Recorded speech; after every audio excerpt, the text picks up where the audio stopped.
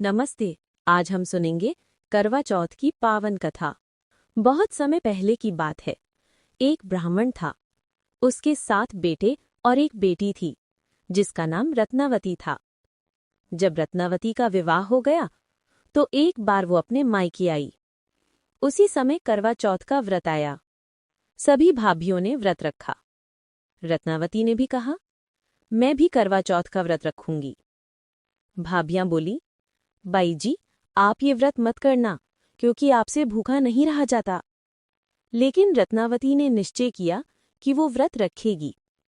दिन भर उपवास किया, पर शाम होते होते उसे बहुत भूख लगी। वो मुंह उतार कर बैठ गई। शाम को उसके भाई खेत से लौटे। वे अपने साथ कांचरा और बेर लेकर आए। भाई बोले, चल बहन, कांचरा, नींबू और बेर खा ले। रत्नावती ने कहा, मैं चांद देखे बिना भोजन नहीं करूंगी। तब एक भाई ने मजाक में कहा, देख बहन, चांद तो निकल गया। दूसरे भाई ने एक टीले पर आग जलाई और उसके सामने छलनी रख दी।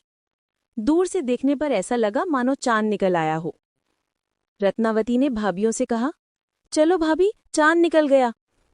भाभियां बोली, बाई जी, ये चांद आपके लिए निकला है, हमारे लिए नहीं।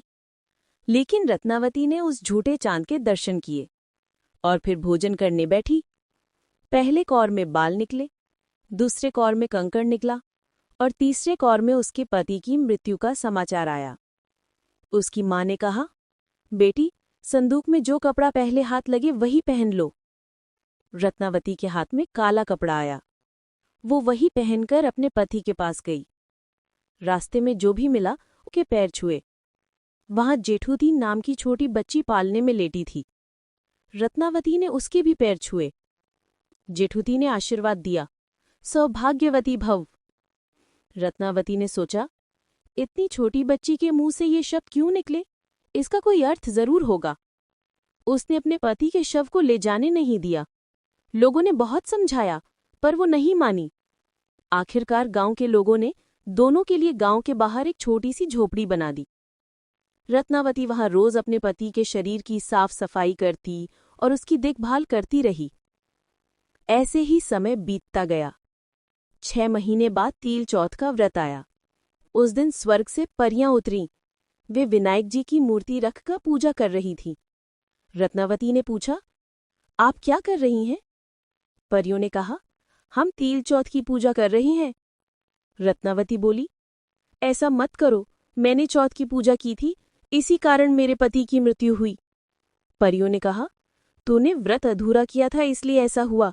अब तू तील चौथ का व्रत पूरी श्रद्धा से कर। रात के 12 बजे चौथ माता आएंगी, उनके चरण पकड़ लेना। रत्नावती सारी रात जागती रही। रात के 12 बजे चौथ माता प्रकट हुई। उनका रूप बड़ा विकराल था, खुले बाल, बड़ी आंखें और भयानक स्वर। लेकिन रत्नावती ने डरकर भी उनके पैर पकड़ लिए। माता बोली, छोड़ मुझे ओ चांडालिनी।